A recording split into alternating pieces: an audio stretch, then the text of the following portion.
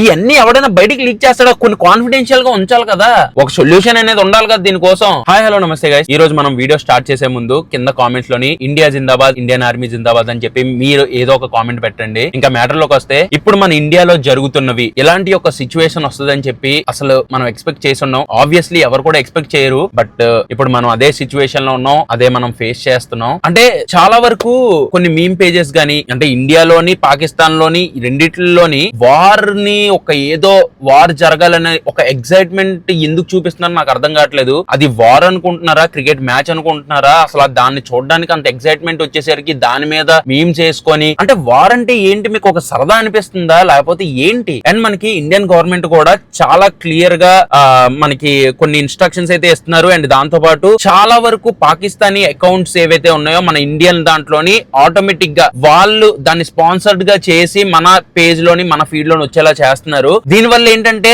India మీద ఒక negative ఇది, లేకపోతే అవి ఇండియన్ అకౌంట్స్ లాగా ప్రిటెండ్ చేస్తూ పాకిస్తాన్ ని సపోర్ట్ చేస్తున్నట్టు, లేకపోతే పాకిస్తాన్ లో ఇలా జరుగుతున్న దానికి మన ఇండియన్సే తప్పు చేసినట్టు ప్రొజెక్ట్ చేసి మనకి మ్యానిపులేట్ చేయడానికి ట్రై చేస్తున్నారు అని చెప్పి మన ఇండియన్ గవర్నమెంట్ అయితే ఒక నోటీస్ పంపించారు. సో అలాంటివి ఏమైనా అకౌంట్స్ వచ్చినా సరే, లేకపోతే ఇండియాని తక్కువ చేసి ఇండియాకి ఎగ్నెస్ట్ గా ఏమైనా పోస్ట్ లాంటి రీల్స్ మీ ఫీడ్ లోకి వస్తే దాన్ని రిపోర్ట్ చేయండి, దాన్ని బ్లాక్ చేసేయండి. మెయిన్ థింగ్ ఏంటంటే ఇండియన్ గవర్నమెంట్ మనకు చెప్పింది, చాలా వరకు social media and news channels లోని ఫేక్ న్యూసెస్ అయితే స్ప్రెడ్ చేస్తున్నారు. ఫ్యాక్ట్ ఏమి చెక్ చేయకుండా ఎప్పుడెప్పుడో జరిగిన వార్ ఫొటోస్ తీసుకొని వచ్చేసి ఎలా జరిగింది అలా జరిగింది అని చెప్పి చాలా వరకు ఫేక్ న్యూసెస్ అయితే స్ప్రెడ్ చేస్తున్నారు. సో అవి తెలియక చాలా మంది స్టోరీస్ లో రీషేర్ చేసి అవే నిజమని నమ్ముతున్నారు. సో ఏమైనా సరే వీడియోస్ మీకు ఆన్లైన్ లో వచ్చినా సరే, సోషల్ మీడియాలో వచ్చినా సరే, మీరు దాన్ని రీచెక్ చేయండి. అవి నిజంగా జరిగాయా లేదా అనేది మీరు డైరెక్ట్ గా ఇండియన్ గవర్నమెంట్ వెబ్సైట్ లోకి వెళ్ళి మీరు చెక్ చేయొచ్చు. ఏది పడితే అది నమ్మేసి దాన్ని రీషేర్ చేసేసి జనాల్ని మ్యానిపులేట్ అయితే చేయొద్దు. ఇది కూడా ఇండియన్ గవర్నమెంట్ నుంచి వచ్చిన నోటీస్.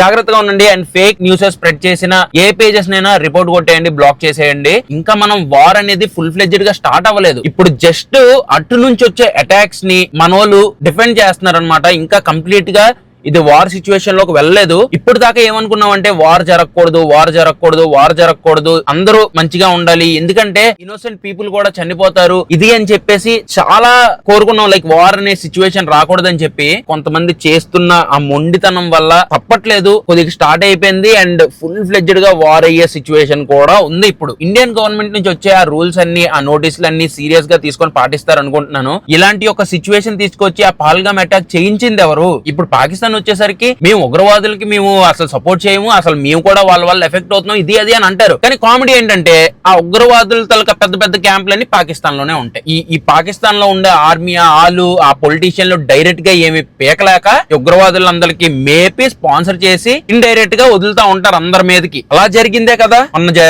కశ్మీర్ లో జరిగిన అటాక్. సరే, దానికి కౌంటర్ అటాక్ గా ఆపరేషన్ సింధూర్ అని చెప్పి మన వాళ్ళు స్టార్ట్ చేసి అక్కడుండే ఉగ్రవాదుల తలక క్యాంపుల్ని నాశనం చేశారు. దాన్ని మళ్ళీ ఎలా ప్రొజెక్ట్ చేశారు? అవి ఉగ్రవాదుల క్యాంపులు కాదు, సివిలియన్స్ పైన అటాక్ చేశారని చెప్పి ప్రొజెక్ట్ చేశారు. చాలా వరకు ఎప్పుడో జరిగిన గాజాలోవి అవన్నీ తీసుకొని వచ్చి ఇక్కడ మా దగ్గర జరిగేస్తున్నాయి అని చెప్పి పోర్ట్రే చేశారు. చూస్తే అవి ఇప్పుడు కాదు, ఎప్పుడో 2-3 years బ్యాక్ వి. ఇప్పుడు ఆ ఉగ్రవాదుల క్యాంపుల మీద అటాక్ చేసినందుకు మళ్ళీ ఇది చేసుకొని మన మీదకి వస్తున్నారు. వాళ్ళు ఒకటే చెప్తున్నాను, వాళ్ళకి అంత సీన్ లేదు. మనం వెళ్ళి వాళ్ళ ఉగ్రవాదుల క్యాంపుల మీద అటాక్ చేస్తే వాళ్ళు వచ్చి మన మనుషుల మీద, మన సివిలియన్స్ పైన, ఇన్నోసెంట్ పీపుల్ మీద అటాక్ చేస్తున్నారు. అవునులే, గురి కరెక్ట్ గానే ఉంటేనే కదా ఎక్కడ తగలడానికి.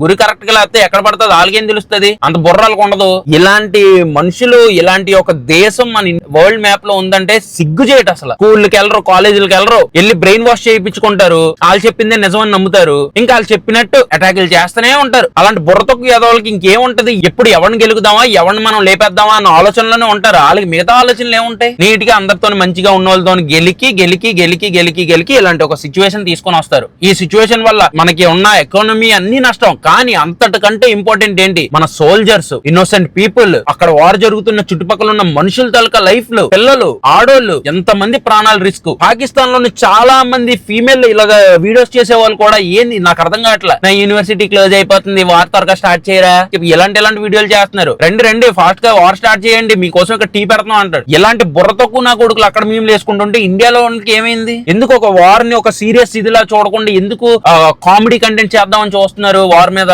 కొంతమంది మీమ్ పేజీలకు చెప్తున్నాను, అందరికీ కాదు. ఏదో ఫైటర్ జెట్లని టేక్ డౌన్ చేసామని చెప్పి ఏంటి మీరు ఎంత మీ వాళ్ళకి నమ్మిద్దాం అని ఫేక్ న్యూస్లు వేసుకున్నా సరే పాకిస్తాన్ వాళ్ళు ఇండియా అనేది ఎంత పవర్ఫుల్ అందరికీ తెలుసు. 1-2 సార్లు ఆలోచిస్తారు. వాళ్ళు ఏదో ఒక గెలిగితేనే మన వాళ్ళు దానికి ఆన్సర్ ఇస్తారు. కానీ ఇదే గనుక ఎక్కువ అయ్యిందా పెద్దవారే అవ్వబోతుంది. ఆల్రెడీ మన వాళ్ళు యాక్షన్ లోకి దిగిపోయారు. కొట్టుడు మామూలు కొట్టుడు కాదు వాళ్ళకి. అరే ఈ ఉగ్రవాదులను అంతం చేయండి, ఈ ఉగ్రవాదుల్ని దూరం పెట్టండి, వరల్డ్ అంతా పీస్ఫుల్ గా ఉంటది అంటే లేదు. వాళ్ళని ఫండింగ్ ఇస్తూ వాళ్ళు లేపి దేశాల మీద వదిలేసి అసలు ఏ తప్పు చేయని కొన్ని మంది ఇన్నోసెంట్ పీపుల్ ని చంపేసి ఏం సాధిద్దాం అనుకుంటున్నారు? ఏ ఫైటర్ జెట్లు తెచ్చుకుంటారు, ఏ ట్యాంకర్లు తెచ్చుకుంటారో తెచ్చుకోండి, అన్ని లేప అవతల పడేస్తారు.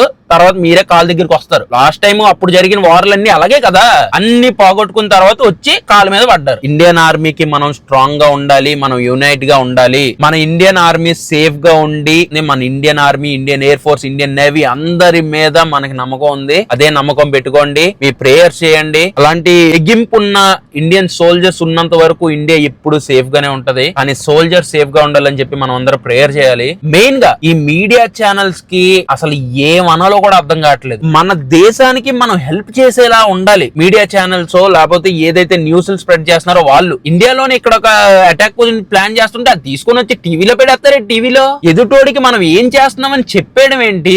ఈ న్యూస్ వాళ్ళకి బుర్ర పని చేయదు అసలు. ఎంతసేపు టీఆర్పీ టీఆర్పీ టీఆర్పీ టీఆర్పీ టీఆర్పీఏ. ఇవన్నీ ఎవడైనా బయటికి లీక్ చేస్తాడో? కొన్ని కాన్ఫిడెన్షియల్ గా ఉంచాలి కదా, అవన్నీ లీక్ చేస్తారు. అండ్ మీ దగ్గర కూడా చాలా మంది ఇండియన్ గవర్నమెంట్ మళ్ళీ ఒక నోటీస్ అయితే పంపించారు.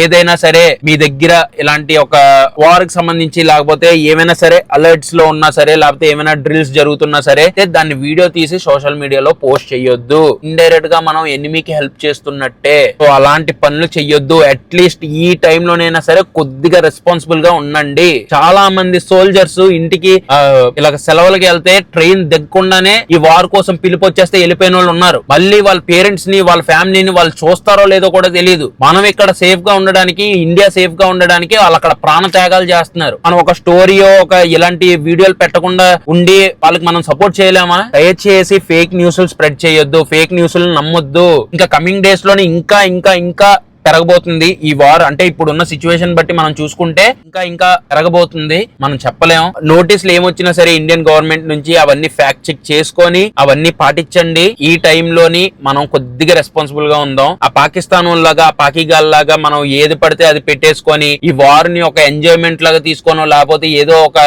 మ్యాచ్లు చూస్తున్నట్టు ఏదో గోల, మ్యాప్ నుంచి ఇండియాని లేపేస్తాం, ఇండియా మొత్తం పాకిస్తాన్ ఆక్యుపై చేసేస్తుంది, ఏదేదో అసలు పిచ్చోళ్ళ గురించి వినడమే. కానీ వాళ్ళు కమీడియన్లు, లో గ్రేడ్ కమీడియన్స్. వాళ్ళు ఏం లేకుండా డబ్బా కొట్టుకొని నవ్వుకోవడమే వాళ్ళ పని. మనం ఏంటో మనకు తెలుసు. నిజంగా తెక్కరేగిందంటే మన ఇండియన్ ఆర్మీకి గవర్నమెంట్ ఇలా వదిలితే అలా మ్యాప్ నుంచి లేపేస్తారు పాకిస్తాన్ మొత్తాన్ని. ఆయన లేపాతలు పడండి. ఎంతకాలం ఈ ఉగ్రవాదులు వచ్చి మన వాళ్ళని చంపుతారు, తర్వాత మనం వెళ్ళి వాళ్ళ మీదకి అటాక్ చేస్తాం, మళ్ళీ వాళ్ళు వచ్చేసి అడుక్కుంటారు, మళ్ళీ అటాక్ చేస్తాం, మళ్ళీ అడుక్కుంటారు. ఎంతకాలం? ఒక సొల్యూషన్ అనేది ఉండాలి కదా దీనికోసం. మన ఇండియన్ ఆర్మీ మీద, Indian air force, Indian navy అందరి మీద మనకు నమ్మకం ఉంది. ప్రాణం ఇచ్చైనా సరే ఇండియాని కాపాడతారు వాళ్ళు. ఏదైతే ఇప్పుడు ఐపీఎల్ మ్యాచ్లు జరుగుతున్నాయి ఇవన్నీ కూడా ఈ వార్ టెన్షన్స్ వల్ల సస్పెండ్ అయితే చేసేసారు. ఈ టెన్షన్స్ అన్ని తగ్గి తర్వాత డేట్స్ ఏమైనా కొత్తగా ఇవ్వచ్చు, ప్లేసెస్ ఏమైనా కొత్తగా ఇవ్వచ్చు ఏమో. కానీ ప్రెసెంట్ అయితే ఈ సిచ్యువేషన్ లోని వార్ సిచ్యువేషన్ కాబట్టి చాలా ప్లేసెస్ ని హై అలర్ట్ లో పెట్టారు. ఐపీఎల్ సస్పెండ్ చేసేసారు. ఇంకా చాలా వరకు accounts, Instagram accounts, YouTube accounts ఎవరైతే ఫేక్ న్యూస్ స్ప్రెడ్ చేస్తున్నారో వాళ్ళన్నింటినీ బ్లాక్ చేస్తున్నారు. ఇంకా ఎన్ని రోజులు వార్ ఉంటుందో తెలియదు. కానీ అందరూ జాగ్రత్తగా ఉండండి. ఇండియన్ ఆర్మీ జిందాబాద్, ఇండియా జిందాబాద్. అందరూ కొద్దిగా యునైట్ గా ఉండి రెస్పాన్సిబుల్ గా అయితే ఉండండి. ఈ వీడియో అయితే ఎంతటితో నేను చేస్తున్నాను. Bye guys.